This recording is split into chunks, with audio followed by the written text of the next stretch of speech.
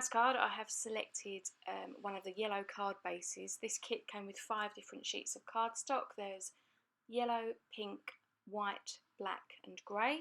And all I did with all of these was split them lengthways to make top folding cards. And yeah, as I say, I selected the yellow. Now here you'll see this is the bicycle die that came in with the kit.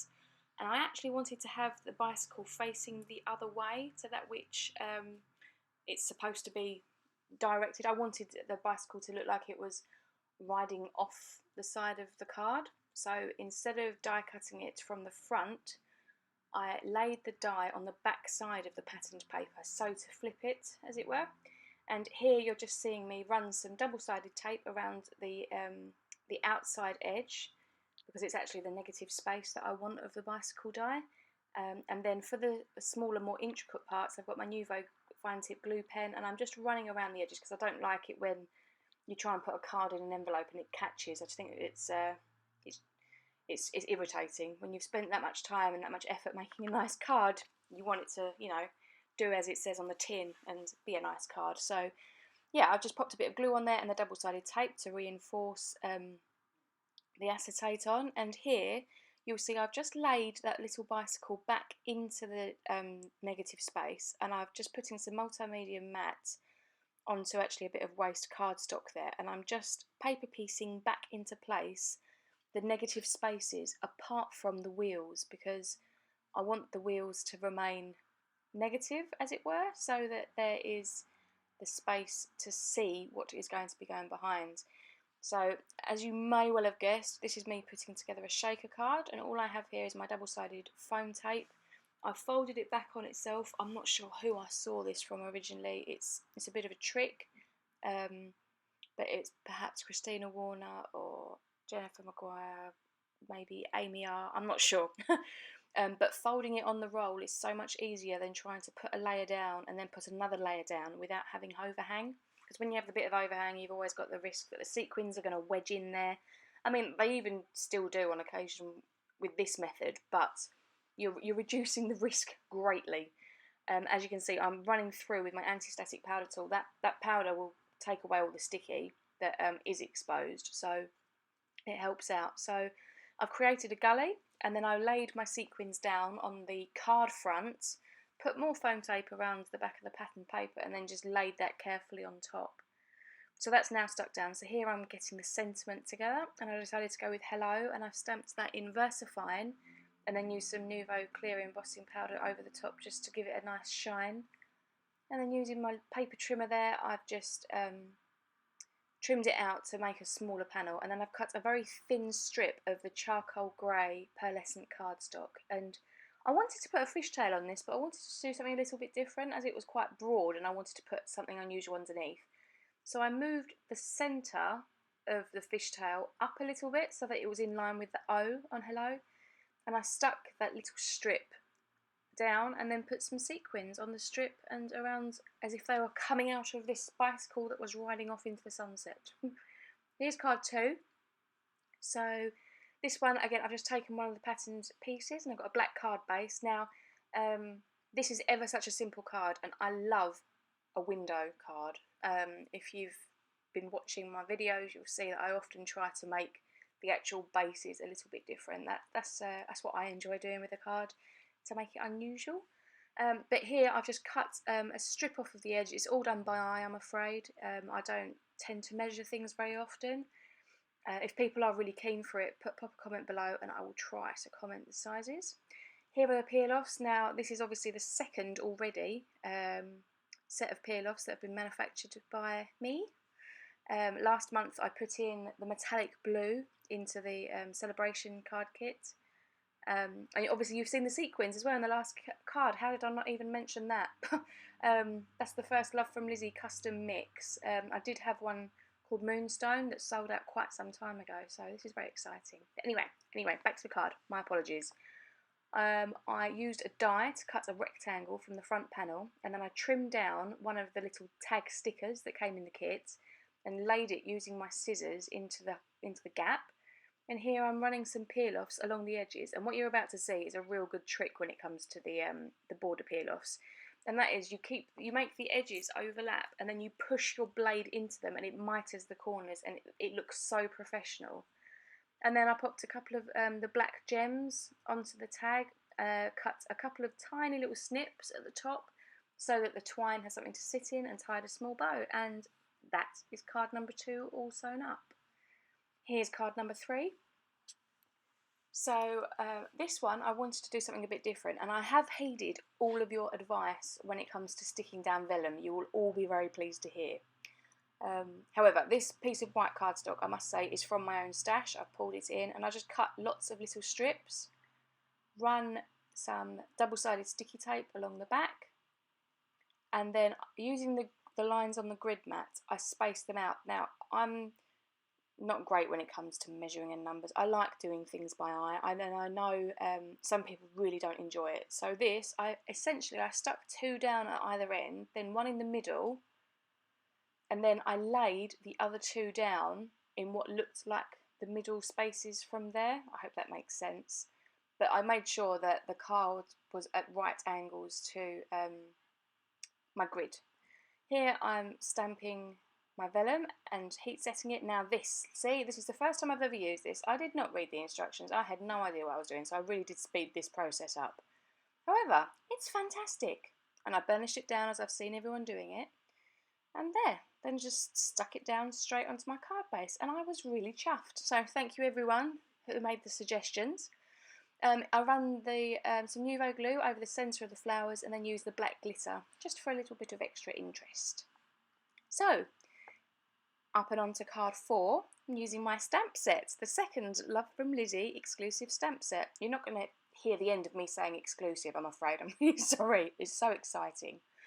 However, I stamped the basket and then I stamped the handle. I did use my Misty to make sure it was all lined up well. You don't need to at all, it's just, it does make things a little bit easier because you can see through and you can line it all up. And the best thing with that handle is actually getting your face down and looking where the stamp is, in my estimation. Anyway, fussy cut out some flowers that I stamped onto the patterned pink paper, and then I trimmed down the basket. Now, this piece of cardstock I used because it had like a little nick, a little fold in it, I think you can probably see. So I was like, oh, I'll pop that one in my kit to make with. I wanted to be able to use that side up, so this was like the perfect size. Pop some double-sided sticky tape on the back of the little tile, and then stuck that directly onto the pearlescent card there, and it was ever so small. So here are my little flowers that I fussy cut out, and then I use some of the itty bitty gems as the centres of the flowers. This card is so simple, and I think it may actually be my favourite. That's one of the little background builder stamps, and then I popped some wet glue onto the back of one of the blooms, and then on the other I just popped some little foam squares and then boosted it up, and then I used my tonic shimmer pen to go over the leaves. Because it's ever such a simple card, it was really nice to bring that focus in.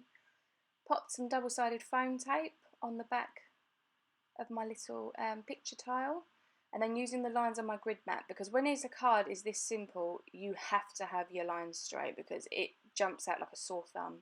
And there's that card, and yeah, I think that might be one of my favourites. I did sneak peek that in the Love From Lizi Facebook group as well. So excuse my head, here's card 5, and I'm really getting some mileage out of this Xyron machine. I'm still not great with it, but I think it's terrific. So yeah, so I'm stickying up another of the vellum sheets and popping it onto some scrap cardstock from my stash, and then trimming that down with the trimmer just to make sure all the edges are lovely. Again, this is a very simple card, easy to recreate with any sorts of papers. This kit has actually sold out, you see, but many of these cards you would be able to regurgitate with other stuff. So I hope I hope you're inspired by some of the cards that you see, or if it helps you out of a slump, because I know that's what I do sometimes when I think, oh, I don't know what I am actually going to make with all of this and all of these products. I watch YouTube videos and something drops, something clicks. So here I've cut down a piece of the gold glitter. Now I'm a little bit mean when it comes to my specialty cardstock. You absolutely do not need to be. However, I knew that that middle piece was going to be hidden. So this is for people that are careful with their product or that don't want to spend lots and lots of sheets. This is a way around it. So I've cut the glitter and then I've measured another piece of patterned paper. Now I've turned the glitter over and with a pencil I've drawn around the outside edge because that is ultimately the only bit that's going to be shown. So now I've got my craft knife and I'm running along the inside of that pencil line just to cut out that centre piece so that I can stick the frame down and then pop the pattern paper on top, and then I've got my glitter for bordering the smaller tile in the middle. And of course I didn't cut it particularly straight because that would have been useful. So I'm now using the trimmer again just to get all my lines and my corners perfect, because I want an even narrower border for that small piece at the front, because there's obviously the vellum has the foil on it as opposed to the backing paper. So here I pop some double-sided sticky tape onto the back of that vellum panel that was mounted onto the white cardstock, and then I centre that onto using the tweezers because my fingers are always in the way, it feels. I don't know if that's just me or... And here's the tonic glue stick, which is incredible. When it first came out, because Carson got it all over a load of my cardstock, I looked at it, I thought, that's ruined. It's absolutely ruined. I can't do anything with that now. And then it dried clear. So it's not ruined in the least. It does leave a slight shine, so it's not like something that you actively shouldn't care with, but it does dry clear. And at least you know it's dry as well then. So anyway, digressing again, I've popped some double-sided tape on the back of that vellumed and glittered piece in the middle, and that is, the basis of the card. It's a very shiny, great for a magpie. And here, the sentiment, I just went again with the VersaFine and stamped hello. Now, I didn't do this here. I left that, and then the following morning, when I moved it on my desk, I had hello on my thumb. So I then heat set it. On the vellum, the VersaFine does not dry, so do heat set it with an embossing powder, if you can. Okay, next card. Sorry, blithering on again. I'm getting some of the grey pearlescent cardstock, popping that onto a black card base, and here I'm using it's like medallions, and it also almost looks like one of these sort of colour me the therapy books, which one of my lovely subscribers sent me some colouring pencils and a book, and that's Jude. She's lovely, really lovely lady. I must say I've met so many kind people through doing this. It's heartwarming. Anyway, sorry. Chameleon pen, which came in the kit. Instead of just colouring the bike in, which was what I suggested in my unboxing video, I thought I'd try something a little bit different to give you some more inspiration. So I've put With Love onto my block, Versamark inked it up, and I've just created it almost looks like a tube, I think, where it's shiny at the front and then darker at the edges. And then here, if I could go back in time, I would change this, but I don't plan my cards. I do everything by the seat of my pants. So I did this in white. Now, I should have done it in black because the white did not stand out at all, I'm afraid to say. And I will go back to this card perhaps and replace the banner. Do exactly the same and just heat emboss a black sentiment. And then I use my trimmer just to trim the edges all off so that all you've got is the With Love and the greyness. And then double-sided tape on the back of the patterned paper. And originally I was thinking about saying that this card could be used as one that you would send to like a child so that they can colour it in themselves, sort of like an interactive birthday card perhaps. But it ended up going in a way that I think would actually work for a masculine card. So, I mean, perhaps you don't think so, but I think I could get away with this one going to a guy. Foam mounted the panel up onto the front of the card, and then I covered the whole front of the sentiment strip in double-sided sellotape. This is just another technique. I folded all the edges in. You can cut it, of course, but you do run the risk then of the edges trying to come away, or when you fold it in, it does make it a little bit bulkier. However, you do get nicer edges, I feel. It's a personal preference thing though. Okay, so taking off the release paper and then pouring this glitter over the top. And I did give it a real good burnishing to make sure that it wasn't going to put glitter everywhere. Double-sided tape on the back, and then mounted it up onto this spotty. Oh, here's me burnishing again, just to make sure. And then I mounted that up onto some spotty patterned paper that was left over from my first card. And then using some foam squares, mounted that up on the front in the centre. And now here I decided to use the chameleon pen in the conventional method because some of these little medallions look like flowers. So I made it really light for one aspect and let it gradually get darker around the other aspect. And I did that on 3 of the blooms. And unfortunately my camera stopped working, but I did go in and add some of the little gold gems in some of the centres. You'll see that on the still shots at the end. Here's card 7, and this is using that big medallion page. And often I shy away from using the full page images when I get patterned paper, so I've challenged myself not to. And here's a circle cutter. Now, this circle cutter is designed for a right-handed person. So it's a nifty tool, but I had to go back in with my scissors to tidy it all up because it just doesn't swing as nicely for a lefty. So anyway, so I've cut around the edge with a nice arch, and then using my Fiskars precision knife, I cut along medallion. Now, you could definitely do this with a pair of scissors, but I don't enjoy fussy cutting. I'd rather use a knife. And then back in with my Nuvo fine tip glue pen, I'm just accenting little bits and pieces of both the inner and the outer part, so sort of the flower and then the scalloping around the edge. And then I cover both of those pieces in the black glitter that came in the kit. And then because I put a hole in the middle using the circle tool at the beginning, I was able to mark a pencil through, and then I run some sort of rays or stripes of double-sided tape out, and I popped some black glitter directly onto the card base, checking first off if it had it the right way up, because I do that quite regularly. And then using the side of the mat, I lined up the flower part of the medallion, and then using the glue stick from the kit, I just glued that into place. So the flower is mounted up on 3D foam tape, so it sits proud, which is nice. And then I'm using the Nuvo drops again just to go in and accent some extra little bits and pieces from within the medallion. And then I had to pick a sentiment, and I just went with a very simple hello. I'm a big fan of having just nice, simple, generic sentiments, because then that way I can always add to it. Oh, here, now this is an example of another way to use peel-offs. They are pliable when they're nice and thin, so they can go around corners.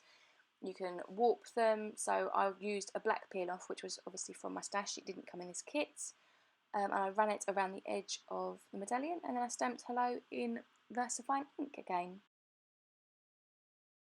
And here we are now with card 8. This one has actually got quite a lot of die cutting in, so there's actually quite a lot of repetition. So I do show you in the editing I've taken out almost all of it. So here I am just cutting down a panel to sit on top of my card base in the charcoal grey, and now I'm cutting some of this patterned paper, which is quite a busy pattern, but where it's quite small it doesn't actually take away from the design of the card, I think anyway. I hope you do too. And here's me in my frugalness. I've die cut 3 circles from that metallic grey pearlescent card, and I'm sticking the patterned paper over the top. Now I'm using the 3 circles to lay down on the card front where I would like the circles to go, and I'm just sort of laying them in and then tucking the smaller die. I use 2 circle dies here. These are Mama Elephant set. And I cut 3 holes, and then I cut 3 holes into the slate pearlescent pieces, and I cut 3 acetates with the larger size so that I can stick the acetates into the sort of like polos, like the rings that I have left of the pearlescent cardstock. All will become apparent. I'm just dropping some glossy accents there around the edge. It is glossy accents, I've just decanted it into a fine tip bottle. Now I've got some foam tape which I've doubled up. You've guessed it, Love From Lizi exclusive shaker sequin mix. So I thought I'd make another shaker card out of it. And all I do here with my foam tape, which is doubled up, is create sort of little gullies so that not all of the sequins drop to the bottom of the shaker, so that the little circle at the top still gets plenty of shaker action in there. And I work my way around the reverse there, putting foam tape up, check to make sure my card's the right way up, because we all know I've done that. And then I mount on the card panel onto the card base. And here I'm using my scissors to cut out 3 of the stickers. You don't have to do this, it's entirely down to you. However, to get those to fit into the little holes, I wanted to use the dies. And if you put a sticker through a die cutter, obviously it's going to stick to your plate. So keeping the backing on the back makes it easier. And here I'm just now, having die cut them, just peeling the backers off and using my tweezers to place them in to the little holes. So here now I can just drop in some of the sequin mix into the little well that's been created, and I'm using some, again, glossy accents just to glue down the 3 covers, if you like. And here the sentiment. Of course, it would have been wise to have done this to start with, but I was considering putting like a flag or a banner on there, but I thought, to be honest, with the rings around the shakers there was enough going on. So the Misty did prove to be a little bit of a lifesaver, because I didn't have solid foam behind where I was stamping, so being able to go back a couple of times to make sure I get a good impression really did make all the difference. And that then is my card all finished. And then we have card number 9, and this is a little bit more of stamping. This stamp set does lend itself to so many different sorts of cards, and I just wanted to show something that I don't usually do, because it's difficult to try and keep it different, and I have chopped a lot of this out because my head did make quite a big appearance. However, all I was doing was randomly stamping the flowers about 5 or 6 times each in Versamark, and then I heat embossed it so I could see where they were, because I was doing the heat embossing with white powder, and it's white watercolour cardstock. So here I'm using some scattered straw and spun sugar on my Tim Holtz craft mat, and I'm just sort of smushing it on with the acetate. The yellow is a really lovely warm yellow. It does look like straw. Tim Holtz is right on the money with that. And the spun sugar is ever so pale. It's really soft. It's lovely. So I go in and put a sort of a coat over. I'm not filling it all in. I don't want this to be perfect. It's sort of to be messy. Then I was drying it in between. I put a couple of layers in, and then I took my ink blending tool, and I just went around the edge to tie it in with that pink. And then I used my Tim Holtz distress marker in spun sugar just to fill the flowers in. I could have done this with the ink pad and a paintbrush, but I had the pen, so I went in and did that. And I trimmed down the watercolour panel and put some foam tape all along the back. Using the pink card base, I mounted that on top and then just trimmed off all the extra. Now here I've picked 2 of the stickers from the sticker sheet from the kit, and I've layered one on top of the other one.